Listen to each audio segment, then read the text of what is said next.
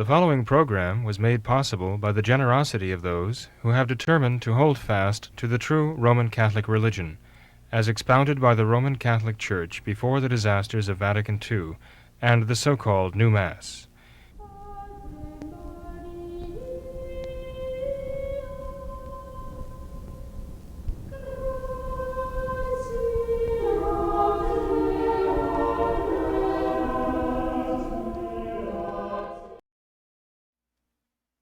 Hello and welcome to another live edition of What Catholics Believe. I'm your host, Thomas Nagley. With me tonight is Father William Jenkins. He is a traditional Catholic priest of the Society of St. Pius V, and he also serves as the pastor of Immaculate Conception Church right here in Norwood, Ohio. So, Father, how are you tonight? Very fine, Tom. How are you? Just the same, Father. It's good to see you. Yes, great to be here again. Father, any prayer intentions tonight to begin the program, as usual? Oh, definitely. Yeah, I ask everyone to pray for a little child, Blaze.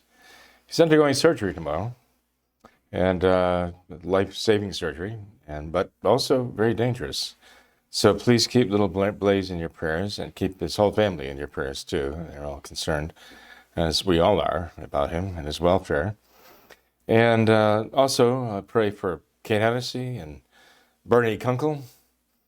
Pray for Joseph Percher and Donna King. Pray for Jake and his son Strider, and also Yvonne Graffentine. Yvonne just fell and broke her hip, so she just lost her mother to death too. And no sooner does she have that happen, just bury her mother, than she falls and is seriously hurt. So please pray for her. And please pray for some who are just deceased, who just recently passed away. Olive Rose Core.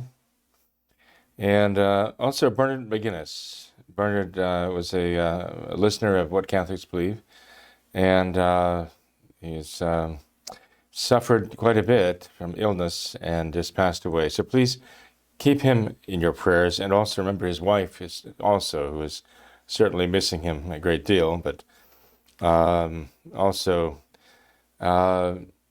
express some words of great admiration and gratitude to God for giving her a husband such as Bernard McGinnis, a good man. And also pray for the soul of Howard Walsh and George Newmeyer. And also we have our Mary and Martha of Norwood here watching tonight, so we're happy to have them back in town after a long trip, safely back, and I thank God for that. So there are many others. All of those in the Immaculate Heart of Mary prayer list need our prayers. So I commend them to your care. And they ask for us to pray for them because they know we pray. And so I know we won't disappoint them. Yes, Father. Thank you for that, Father. Lots to pray for. That's good. I should always ask for prayers for our country. Our poor country is beset by enemies, foreign and domestic. And so we have to pray that our country submit to the gentle sway of the authority of Christ the King. That is my prayer. Absolutely. Well, Father, we wanted to have a discussion tonight on the topic of masculinity, something that's certainly in the news a lot, I think, these days, and we hear about this a lot in society. There's a lot of talk. I think there's a lot of confusion around the idea of masculinity.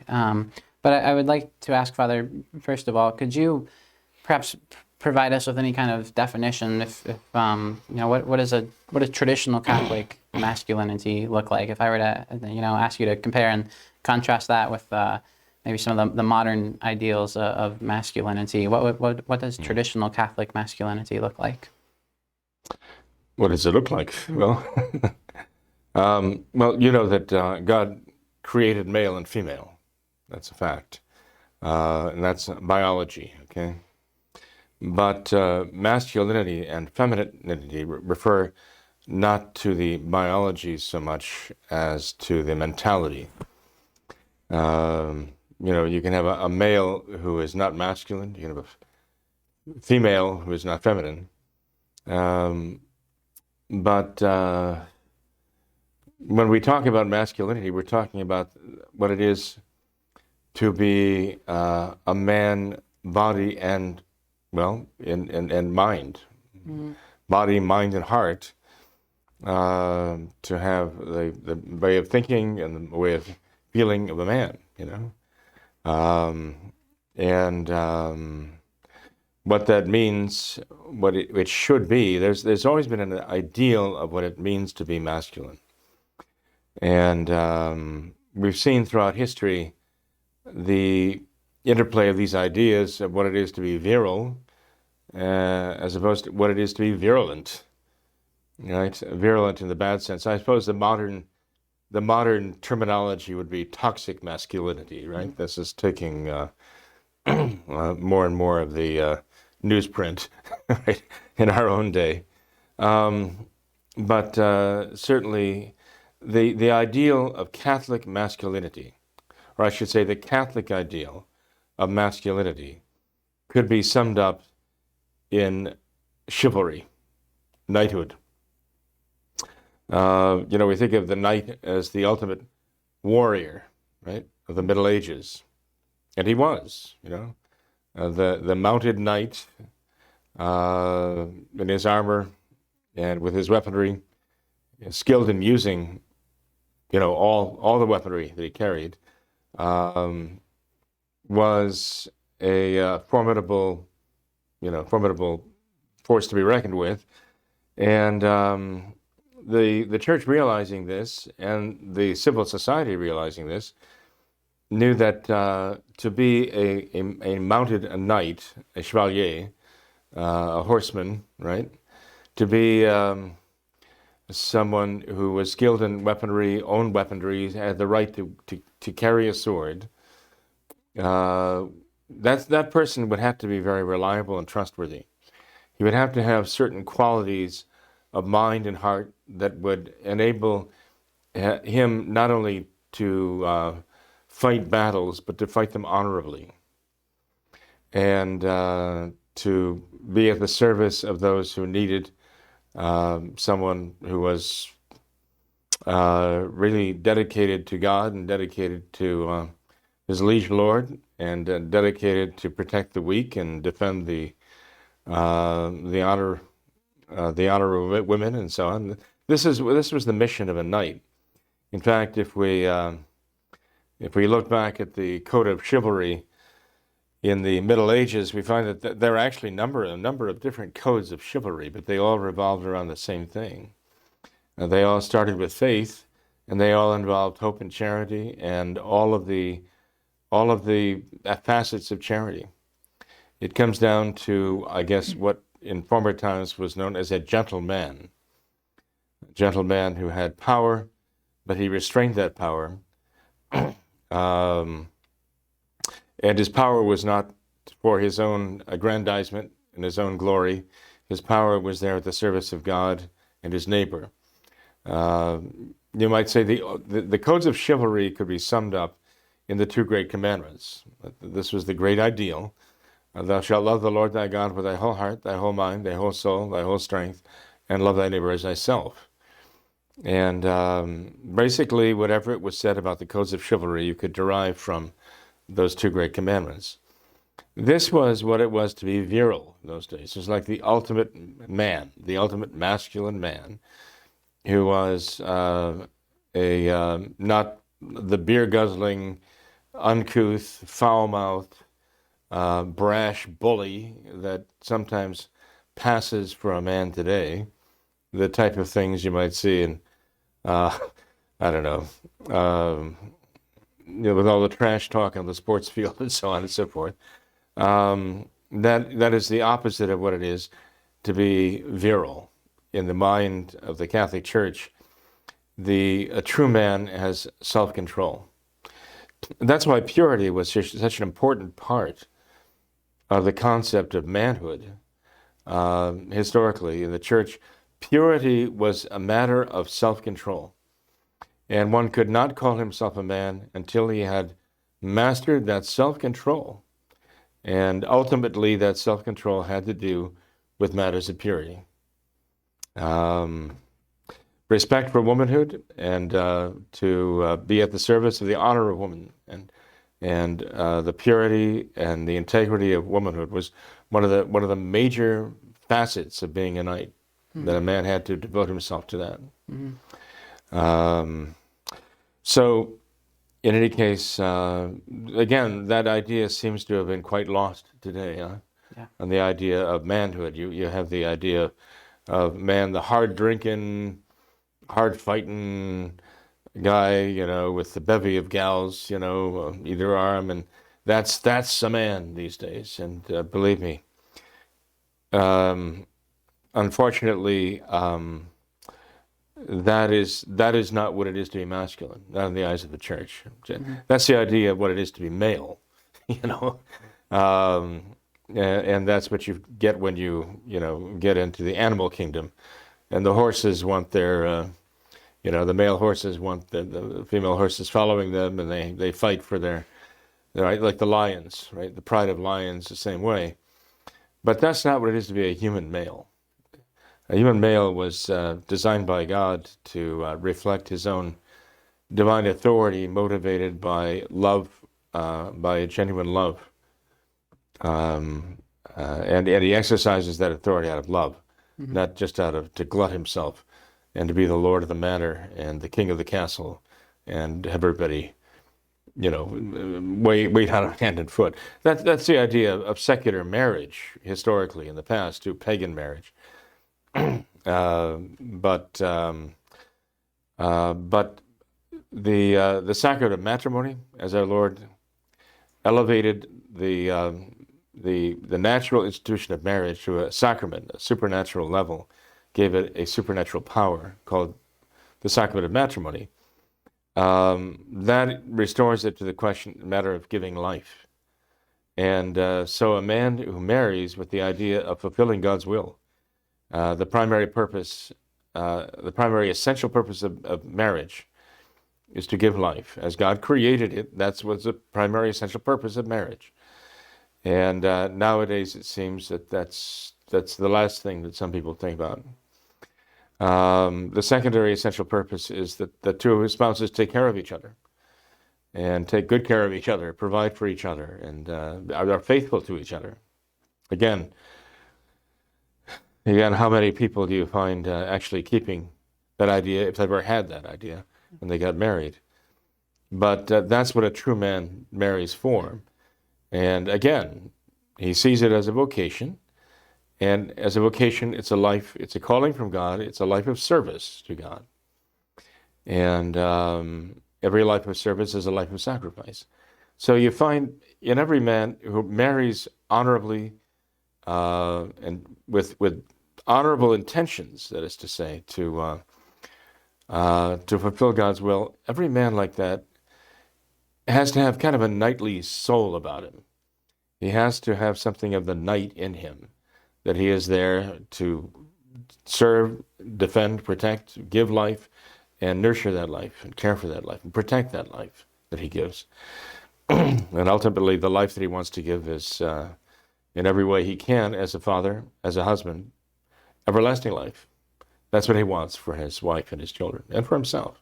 And so that's the Catholic understanding of what real manhood is, what real masculinity is, what knighthood is. That's what the church wants every man to be. Father, there's a lot of discussion in society today about these gender roles, they're called.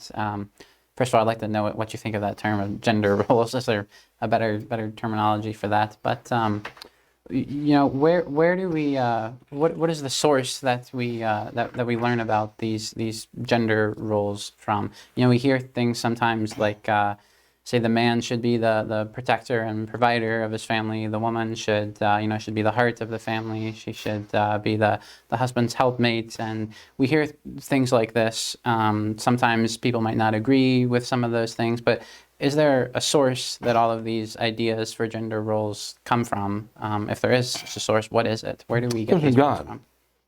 from? God himself, he made male and female, and he created a human man and human woman, and he joined them together for the sake of giving life and caring for each other. These are the two purposes given in the book of Genesis, why God created them and joined them together. So God is the one who authored these things, and God is the one who designed these things. And he did design man to be the provider and the protector.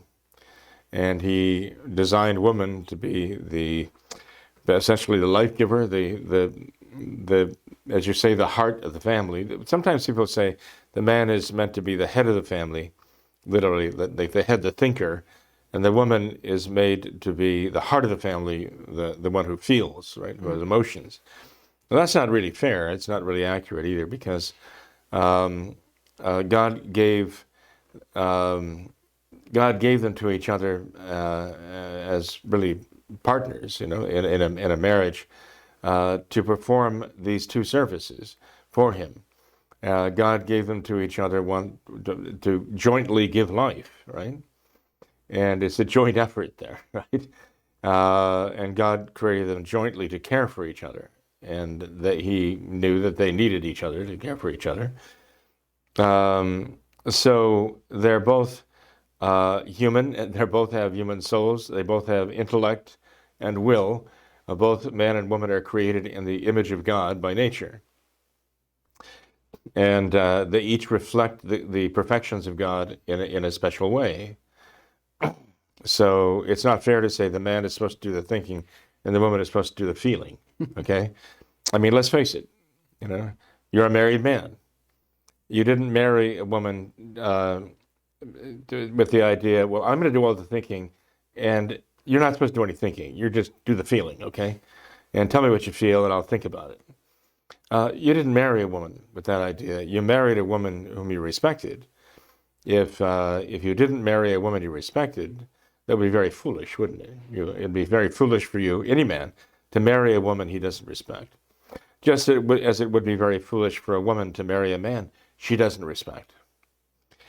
So immediately you'd think that, well, if a man marries a woman and a woman marries a man, then that's a pretty clear sign that they respect each other very much, and they respect each other for their qualities, their virtues. They just don't respect them for being male and female. They respect them for being man and woman, masculine and feminine. And one of the most important things about that is that they love each other. What does it mean? Well, we say that the philosophers say that love is actually a matter of willing the good of the other. That any true love involves willing the good of another person, benevolencia, they call it. And so that applies to actually the love we have for our fellow men, that we want their good. But there's a special love that has to be present between a man and a woman who get married. It's not just the love of friendship. It's not just the love of relatives, of the extended family and so on. There has to be a very special love between a man and a woman who marry, because they have to be so united that they've got to be united in faith, really. The church says, this is the way it should be. They should be united in a common faith. They should be united in their intelligence. Their intellect should be united in such a way that they can communicate with each other in an intelligent, thoughtful way and a reasonable way, and that they can respect each other for their intelligence. But also emotionally. They have to be bound together emotionally. They must be, well, nowadays I guess they say compatible in their feelings. Now, a woman's feelings and a man's feelings, well, let's put it this way. Men and women do not express their feelings in the same way. They have the same feelings, essentially, the same passions, but they just express them differently. But they have to be, complementary. They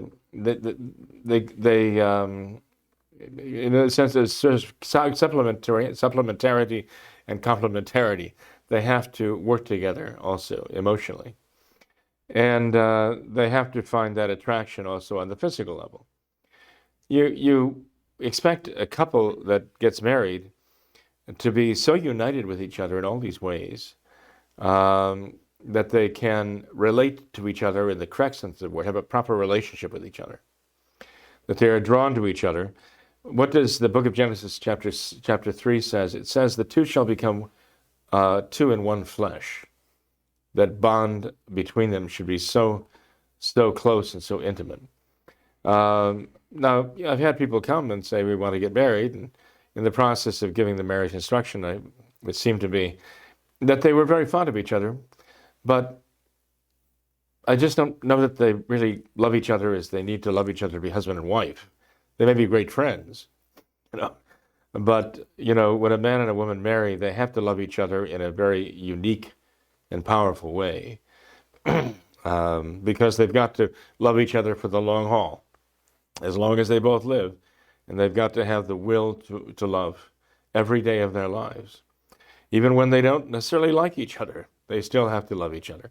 In fact, you might even say, even when they don't like each other, it's most important for them to love each other more, most of all. And that's an act of the will. It's a decision you make to love. It's an act of the will to love. So, you know, you have to have that in a married couple, and if they bound together that tightly. Nowadays, I don't know that many people who marry necessarily love each other that way. I don't know where they'd get the example except from their own parents. Mm. I mean, ideally, you know, every young man and young woman would have learned the meaning of love in his own family, especially from his own parents, counseling him verbally, but especially setting the example of love. And one of the primary manifestations of love is patience. You know, you have to, what does Saint Francis de Sales says? He says, we need an ocean of patience. He even says that the married state is the most difficult state of all. St. Francis de Sales said that. Really? In his estimation. And if that was true back in the 1600s, it's certainly every bit as true right now. Mm-hmm. So, in any case, Tom, there has to be a true love present there, but we have to learn to love. And I mentioned that in the last program. In fact, we have to learn two things to really know who God is, let alone who we are, who we ourselves are, and that is we have to learn the meaning of authority. We have to learn the meaning of love. And the two of them are inseparable, or should be inseparable, because all authority must be motivated by love and exercised because of love, right? Mm-hmm. Mm-hmm. An authority that tries to impose itself without love behind it is tyranny, is the most brutal tyranny. Mm-hmm. And that, of course, starts in the home. Now, the husband does have a role to play, there's no doubt about it. God did not create Adam and Eve identical, and so you would expect that they would each have their role to play. And it is true. I mean, God gave to Adam the primary responsibility. Adam was primarily responsible. So much so that even when Eve fell to the serpent's temptation, it was not yet, quote, original sin until Adam himself, until Adam himself bit, as it were. When Adam took that and well, they call it an apple, but it was the fruit of the tree of the knowledge of good and evil. And that's very important to remember. It's a matter of the knowledge of good and evil that they were biting into. Something that they did not know evil. They did not know evil at that time, but they wanted that, right? Because the serpent tempted Eve and told her that if she took of that and learned of the knowledge, had the knowledge of good and evil, she would be as God. And so we think about Eve falling victim to the temptation of Satan himself, a fallen, at least, archangel, right? So, but we think of Adam falling simply because Eve presented this to him and wanted him to do this. I've mentioned before that I think that order of temptation was very well thought out by Satan, who knew that he would be much more able to influence Eve than he would Adam, but that Eve had much more influence over Adam than even Lucifer did, and that Adam might do for Eve what he would not do for Lucifer. Yeah, that's interesting. But in any case, that's how it worked out, right? Mm-hmm. And so that's when original sin actually was took place, and that's when original sin actually became effective, when Adam himself fell. He's the one who bears the primary responsibility. And as the one who bears the primary responsibility, he must have the primary authority to go with that. If he didn't have the primary authority, he wouldn't have the primary responsibility. It wouldn't work. It doesn't work that way. The responsibility and the authority have to come together. He had it. He bears the responsibility, and ultimately the shame is his for what happened. But the fact is that God, in creating man and woman, was instilling in them his own image, and he was, in a sense, giving them the two great factors, in a sense, we might see in the very concept of God himself, loving Father. And men love, women love, but they don't love the same way.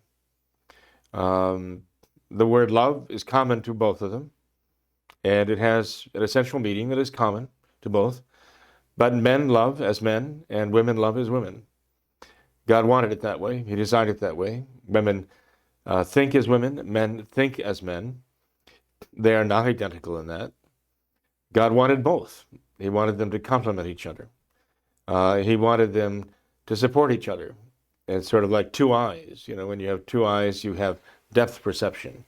You know, when you have one eye, you don't have that depth perception. And the two eyes together work together to give us the depth perception we have. God wanted the two perspectives, the masculine and the feminine perspective. And God wanted them to be drawn to each other by that. There's a certain kind of mystery and complementarity, as I say, that draws them together. And they realize that together they're stronger than they would be individually. A man marries a woman because he believes she brings something to him that maybe he can live without, but he doesn't want to live without it. He wants her, be in his life. And the same with a woman. I mean, she's drawn to the man because she sees that he brings to her life certain qualities and certain goods that she doesn't have necessarily, not to that degree anyway. And she sees that he adds something to her life. And she might say, well, I can live without him if I have to, but I don't want to. And so they agree to marry each other. And they'll be together as long as they both live. And for better and for worse, right? For richer, for poorer, sickness and health until death. Those are the terms of the contract. And that last part, until death, that's the hard part, right? Mm. But every marriage contract, every marriage, the vows always end with those words, until death do us part. Very sobering thought. Anyway, yes, the roles are fixed by God, and they are meant to work together, and they are meant to make a man and a woman stronger together than they could be apart from each other. Mm.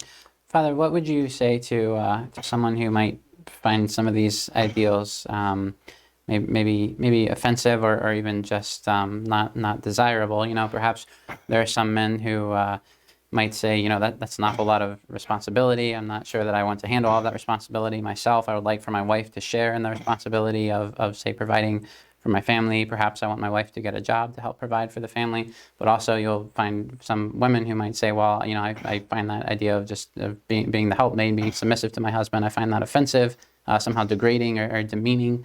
How would you respond to someone who came to you with that idea? Well, you know, if you want a woman who's a career woman, then she should just be a single woman living in the world and be a career woman and devote herself to her career. But as long as she has a career, if she has children, there will be a choice that she has to make between the two of them. Because a career, it takes a lot of her time and a lot of her attention. And she wants to make it in the world. And, you know, she may be very, very good at what she does. You know, some say that men have the idea that women, you know, can't do much. But that's not true. I mean, many of the women we know can do just about everything a man does. And some can do it better, you know.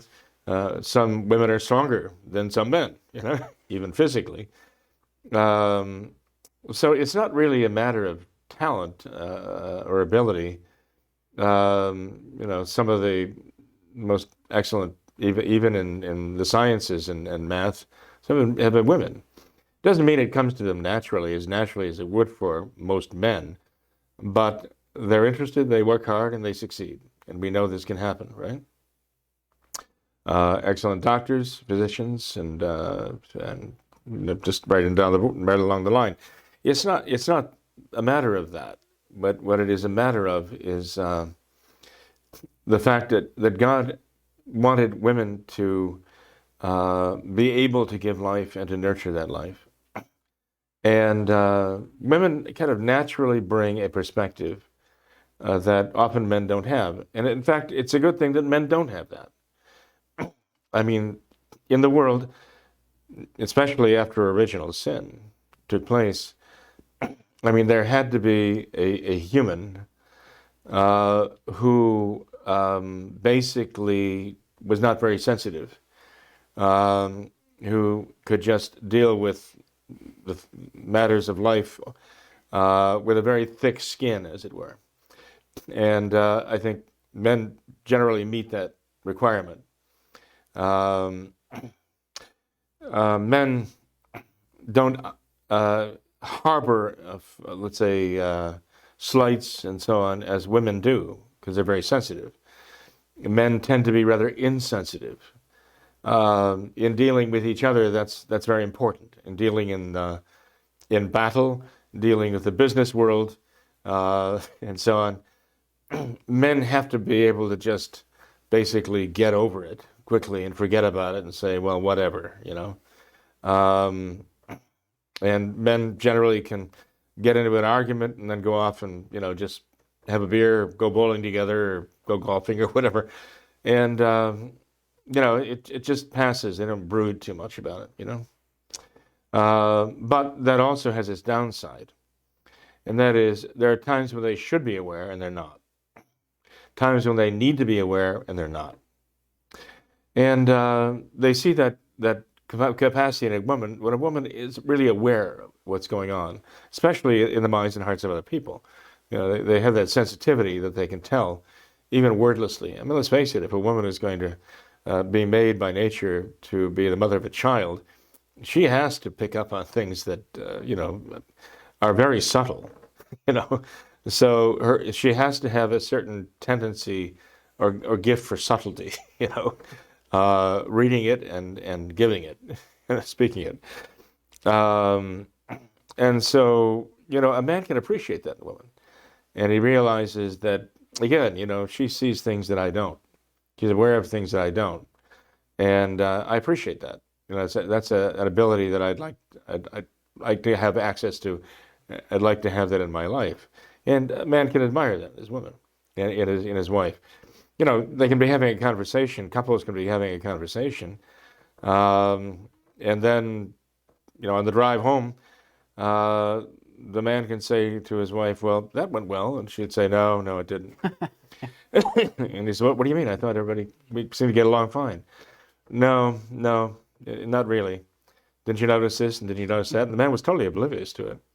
But the woman picked up on it right away. There were cues there. And a man might even notice that in conversation. That when the women are talking, the man can't follow the conversation. He cannot follow the line of thought here. But the women immediately know. They understand exactly what each other are talking about. I mean, to us, it sounds like a non sequitur, that we're jumping from one topic to another. But the women follow it seamlessly.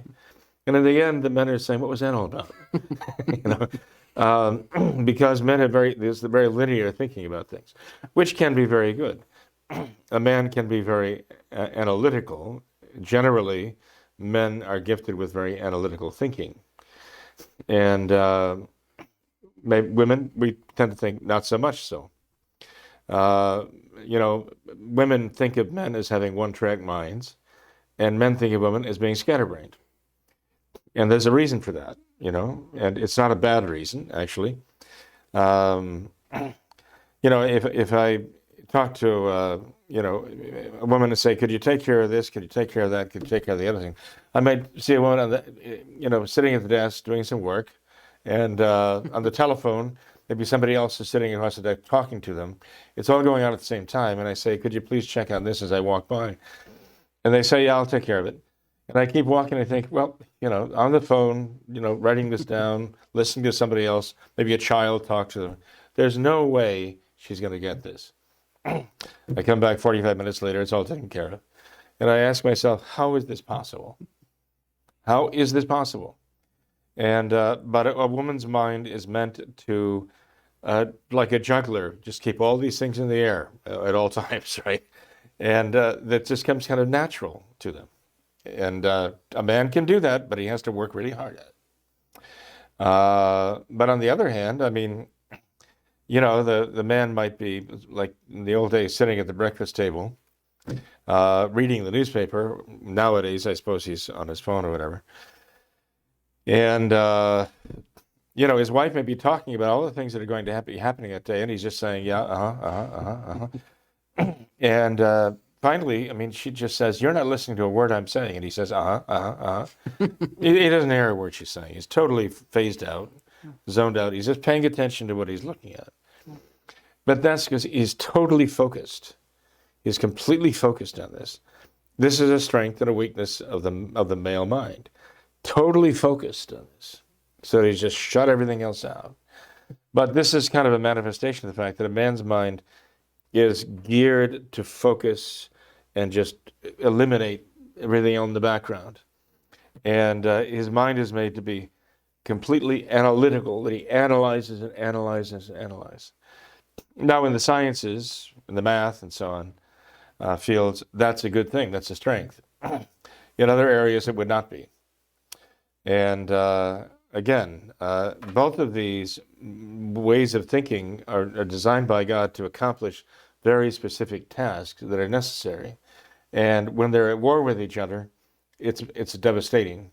It's devastating. When they're united, they're a real force to be reckoned with. The strengths of the male mind, the masculine person, and the strength of the female mind, the feminine person, when they're united together for a common cause and out of common love, they are very powerful for good. When they're opposed to each other, they're a very powerful force for evil and disaster, as we see too often in the courtrooms of America.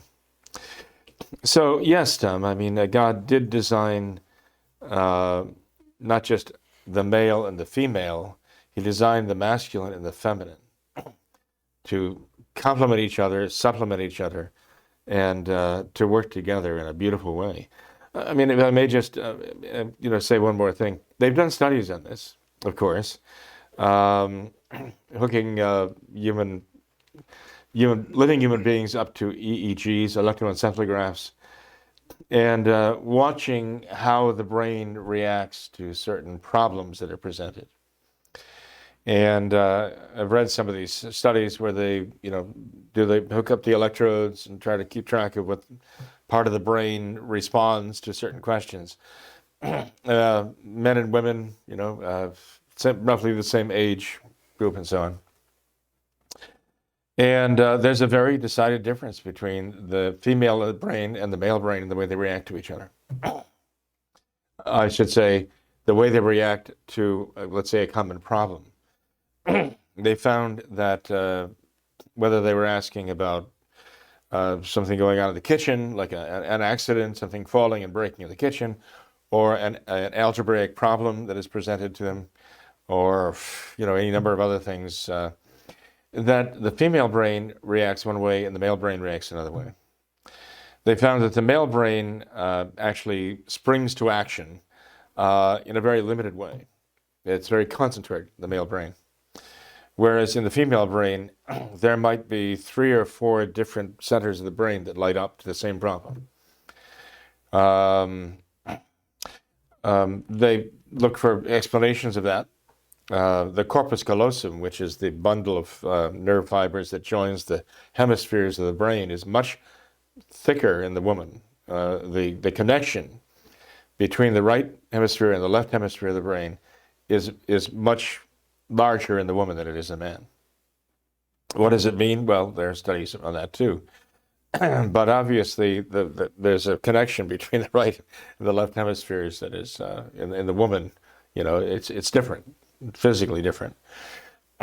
But they found out that even when they ask questions that apparently have no emotional content, for example, an algebra problem, that the female brain often responds by the emotional part of the brain also becoming active. And of course, the question presented itself, well, why would that be so? That's not the case in the male brain. The male brain just thinks of the numbers, manipulating the numbers, right? And then following the rules of algebra and so on. Why would the female brain often react also by the emotional part of the brain responding? And they thought, well, because the women, it makes an impression on women. For example, if they were in a math class and let's say their teacher fell ill one day and suddenly they had to get a substitute teacher, and their regular teacher, whom they loved and was, they were rather attached to, became ill and died, or suffered a fall and broke a leg, and they were out for the rest of the year, whatever. That would affect a female student more than a male student. That she would kind of maintain that memory, and I kind of associate it with algebra. And so years later, if they present an algebra problem to her, it might come back. And men's brains make associations too, as any rational thinking person would. And women's brains make associations too, but they don't necessarily make all the same associations. And so they actually have seen that graphically, the electroencephalograph data that they come across. So there's no doubt about it. They can argue all they want, argue about it all they want, and deny reality all they want. But God created male and female. He created the masculine mind and the feminine mind, and they have their strengths, and He wants to unite them in a marriage and holy matrimony for the sake of giving life and caring for each other. Mm-hmm. They can't. Denying reality ends in disaster, and that's exactly where they're heading right now. Mm-hmm. Father, there was a book that was recently published not too long ago. It was titled "Terror of Demons" by one Kennedy Hall, a Catholic author. And this book has come to our attention. It's been mentioned in these discussions multiple times. And I won't necessarily ask you about the particulars of the book. I know you haven't had a chance to read through all of it yet. But just in general, Father, I think some of the main premises contained in this work are that many, if not most, of the problems in society today can be laid at the feet of men. And in particular, we have in society today, the author claims, a lot of what he calls effeminate men, weak men. He kind of outlines a lot of the vices that are shown by these effeminate men, and tries to outline a plan for how to overcome a lot of these vices and become a real masculine Catholic man. But just in general, Father, what do you think about that idea? Would you say that most of the problems in society today can be attributed to these effeminate men? I think so. But there's been a war against manhood, a war against masculinity. I mean, when an enemy wants to destroy a target, they soften it up. They kind of want to weaken its resistance, its resolve, and so on. And so an enemy will try to destroy the will of the man to resist, because the man is going to be the fighter, mostly, right? So it's understandable that there's a concerted effort on the part of hell and those who are on the surface of hell here on earth to destroy manhood. This is, they would want to destroy Adam, and break down the manhood that God gave him and weaken him.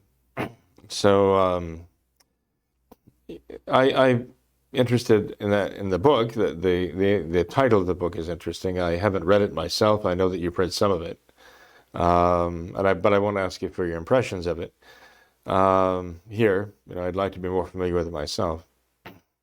But in any case, I tell my class, I think the feminist movement, the women's liberation movement, is largely caused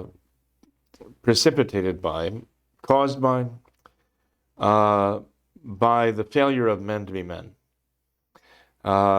Because when I think of manhood, I think of responsibility.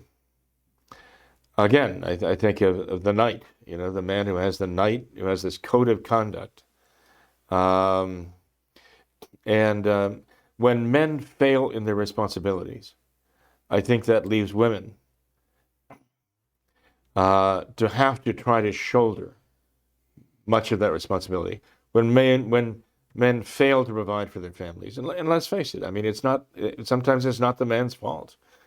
Sometimes the men become ill, they pass away. Sometimes the world around them is hostile to them and makes it very difficult for them. Yes, sometimes the women do need to have an income, especially in the world today. Father Frederick Becca said this back in the 1960s, that conditions were being created in this country to make it necessary for both the husband and the wife to work, so that the children would not be raised by their parents, but would be raised by, let's say, the school system, the local librarian who had custody of them after school hours, or whatever else. And basically, Father Becca certainly understood, the dynamic of what was going on. He'd been a prisoner in communist China for about 6 years. When he came back to this country, he saw what was happening. And he saw that it was the work of an enemy. He said it was being caused by agents, communist agents here in this country, to destroy the family. So anyway, he made no bones about it. His observations are available in a speech he gave called The Two Fists of Communism. And it is available online. It's a very powerful talk, very instructive to us today about communism and what's happening in our own country right this minute. Mm-hmm. But in any case, the way that God designed it was the man would be the provider for the family. That is the natural way it goes. When a man willingly fails, when he determinedly fails to provide, that shifts the burden to the wife. So she's gone from needing a husband who was like the rock of Gibraltar under her feet, totally unshakable, immovable, solid as granite. And so she has her hands full, taking care of the children, raising them. That's a full-time job. Then to do that and to have to go out and provide for them at the same time is superhuman. It was never really meant to be that way. It is sometimes a necessary evil, but it is an evil to be in a situation like that. And women resent that, and rightly so. When men simply fail their responsibilities, a woman has every reason to resent that. It's a betrayal. But women loving their children as they do are willing to do whatever it takes. And some of these noble women who've risen to the occasion when their husbands have failed them and failed the children have really shown wonderful examples of fortitude and have really shown the strengths really of not only the female character, the feminine character, but the masculine character too. They have to be basically husband and father. That's, again, a superhuman task, and there are women who fulfilled it admirably. But I'm afraid the result of men failing to live up to their responsibilities has also been a good breeding ground for the feminist movement, saying, well, if men are going to get away with being irresponsible, we want to be equally irresponsible. And that's what they mean by equality. They want to be equally irresponsible. If men don't have to do it, we don't want to have to do it either. If men don't have to provide for their families, then don't look at us. We're not going to do it either. If men don't have to care for their wives and their children, we're not going to have to do it either. We want to be free too. And the birth control pill was a big step in that direction, saying, oh, now we can do this and we don't have to have kids, okay? Now that equalizes, that's an equalizer with men now, see? That's how they began to look at these things. And so the saddest thing of all is that not only would you have husbands and fathers who are irresponsible and not caring for their families. But now the women are demanding the same rights, as it were, to be equally irresponsible. So the poor kids are basically orphaned. And obviously that's not the solution. All it does is kind of consummate the evil, make it as bad as it can be. The solution to men being irresponsible as husbands and fathers is not giving women the equal right to be irresponsible, but making men be responsible.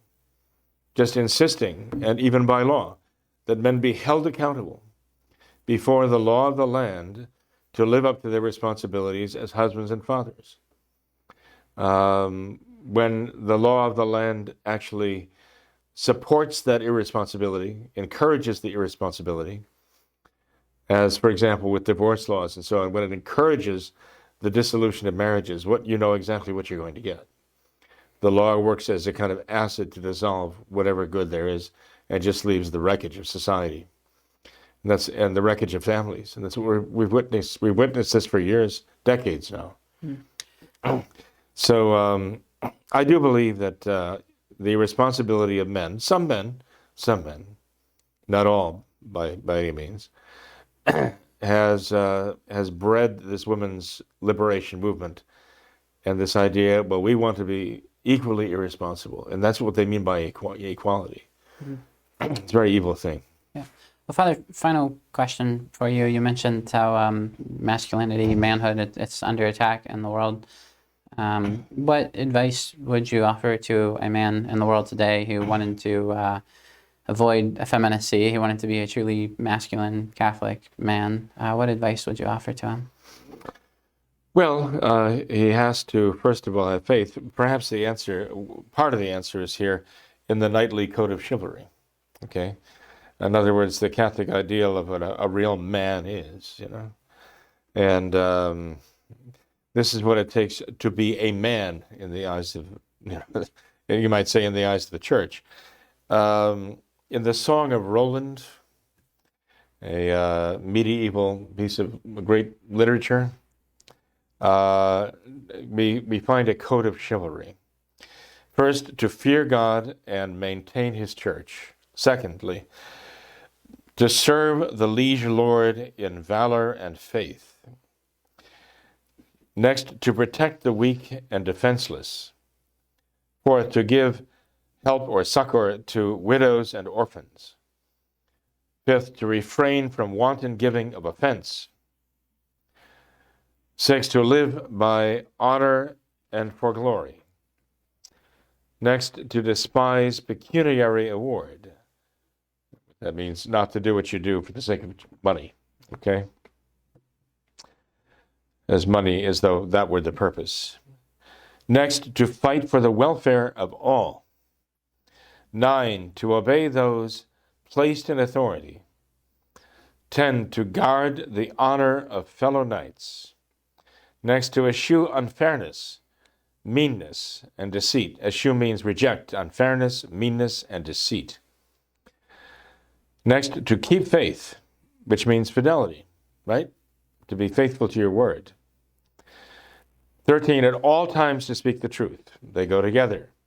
14, to keep the word that you've given, and then to always speak the truth to begin with. 14, to persevere to the end in any enterprise begun.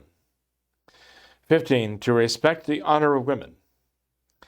16, never to refuse a challenge from an equal. And 17, never to turn the back upon a foe. So we see here prudence, we see here perseverance, we see here courage. But before even that, things that you might find in a confrontation and battle, we see the protection of the weak and the defenseless, right? We see the living up to one's responsibilities. That's essential. And so in the Knight's Code of Chivalry described by the Duke of Burgundy, roughly at the same time, He listed the virtues for which a knight must live and which the knight must manifest. And he begins with faith, charity, justice, wisdom, prudence, temperance, resolution, truth, liberality, meaning the sense of generosity is what it meant then, diligence, hope, valor. Now, is this not what any woman would want to marry? I mean, yes, I mean, there are women who say, I don't want to, be subject to my husband. I don't want to have to listen to him. We're equals. And, but I mean, what woman wouldn't want to marry a man that just described a real man like that? And the problem we have nowadays that it's hard to find a man, who has these qualities, so that I think often women have just given up and despaired of finding a man like that. They just want to find a man they can tolerate, basically. And if you have a woman who finds a man she's really respects because he really is respectable, I mean, that's important. Obviously more than important, because if she respects him and he deserves that respect, that's a great hope that she has. She's going to marry a real man, have a real husband, and a real father for her children. And a woman will respect that. A woman will respect that in a man. You see the ideal of manhood as given by the NFL, the NBA today, and so on, the trash talking and hot shots and so on. And you say, well, how can a woman respect that? And what kind of a woman would that man marry that he would respect? If she kind of mirrors him. She's more of a drinking buddy, just somebody to hang out with, than an actual wife, a mother of his children. I would say to a man, be a man and take responsibility. Take the responsibility. What does it mean for you? Well, if you take the responsibility, your wife, you will be respectable, and your wife will respect you. And I would say to a woman too, at the same time, marry a man whom you respect. You'd be a fool if you married a man you didn't respect. Marry a man whose judgment you respect. Marry a man whose competence, whose courage, whose perseverance you respect yourself. You respect him for that. And marry a man who loves you second best. Of all the things that the man loves, of everything the man loves, marry a man who loves you second of all. But make sure that man loves God first of all. Make sure he loves God first of all. His greatest love has to be God. Yeah, you need that. You need that as his wife and as the mother of his children. You need to marry a man who loves God most of all. Why? Well, because this is a man who's going to have to be able to say no.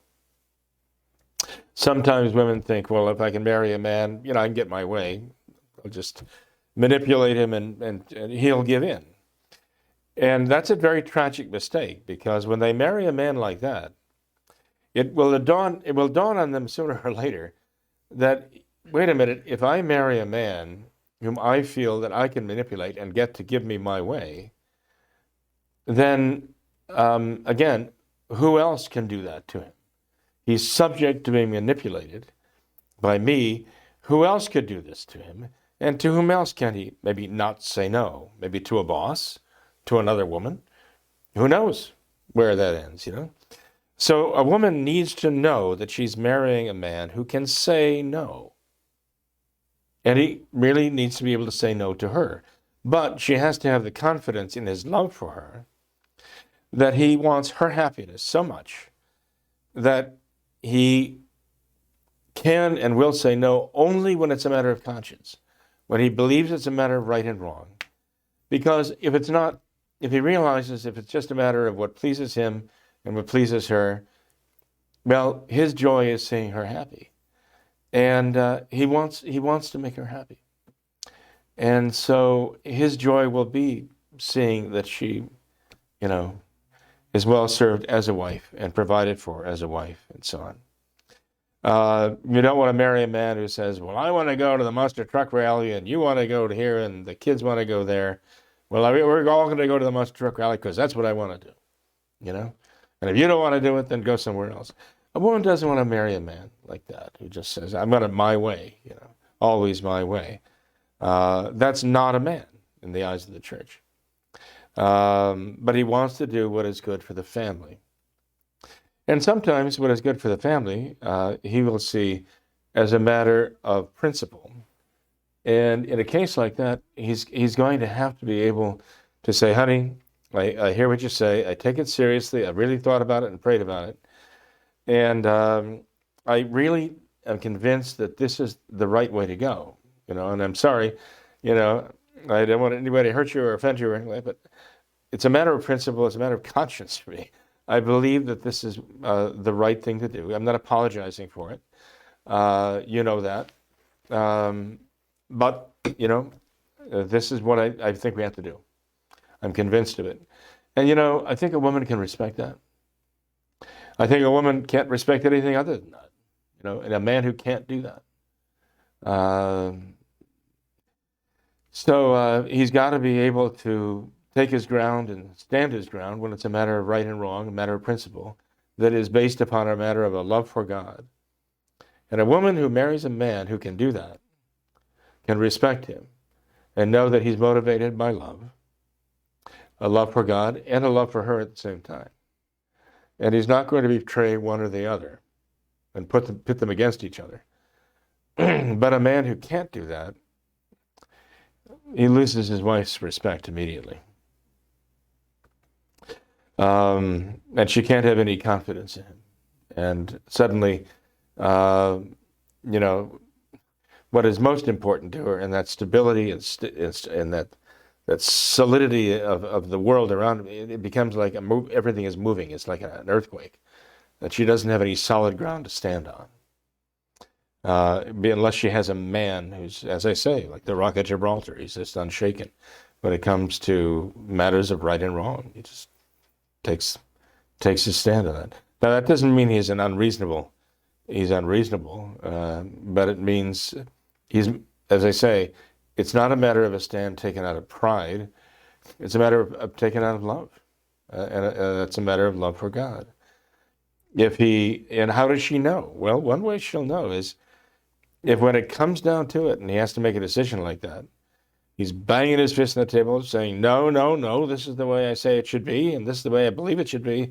This is God's will, and, you know, that's not the way a man who makes the decision out of love conducts himself.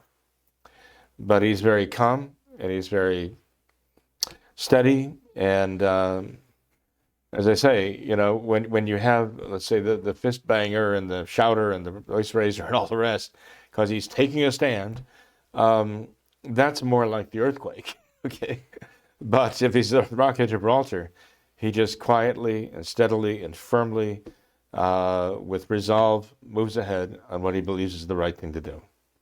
And that's what a woman needs. She needs that calm, steady conviction in a man. That I think is, and that is based on faith. It's based upon faith in God, the Son of God, our Lord Jesus Christ, the work of the Holy Ghost.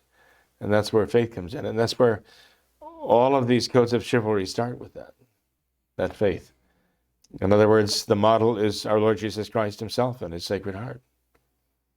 So if a man needs a model to follow as to what it is that makes him a man, he's got to look at the kingship of Christ. He's got to look at Christ the King. Because a man should be, for his family, basically filling that role, Christ the King. So not that we enthrone him. Christ the King is the one enthroned. But he is his regent, you might say. Yeah. So. Okay, well, thank you, Father. It's been very enlightening, very humiliating. I've taken lots of notes on things to work on. But thank you for all that, Father. Thank you. Well, Tom, I have some interest and some help. Yeah, I think so. Well, Father, God bless you. Appreciate you. Well, thank you, Tom. Yeah. Same with you. God bless you and all of our dads out there. Be men. Yeah, that's right. And all of our dads to be and all of our future clergymen.